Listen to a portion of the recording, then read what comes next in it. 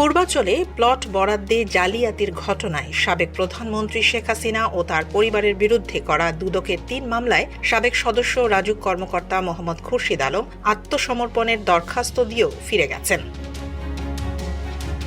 বুধবার সকালে ঢাকার বিশেষ জজ আদালত ৫-এ হাজির হন রাজুকের সাবেক সদস্য মোহাম্মদ খুরশিদ আলম।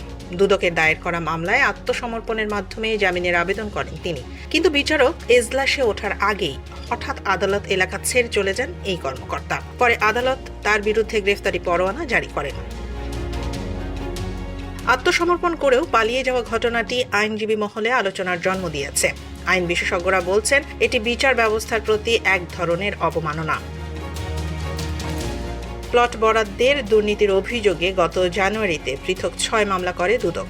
মামলায় সাবেক প্রধানমন্ত্রী শেখ হাসিনা, ছেলে সজীব ওয়াজেদ জয়, মেয়ে সাইমা ওয়াজেদ পুতুল, বোন শেখ রেহানা, রেহানার মেয়ে ও ব্রিটিশ এমপি টিউলিপ রিজওয়ানা সিদ্দিক, ছেলে রেদওয়ান মুজিব সিদ্দিক ও অপর মেয়ে আজমিনা সিদ্দিক সহ আরও অনেককে আসামি করা হয়। সবগুলো মামলায় আদালতে অভিযোগপত্র দাখিল করা হয়েছে। আসামিরা পলাতক থাকায় তাদের বিরুদ্ধে গ্রেফতারি পরোয়ানা জারি রয়েছে।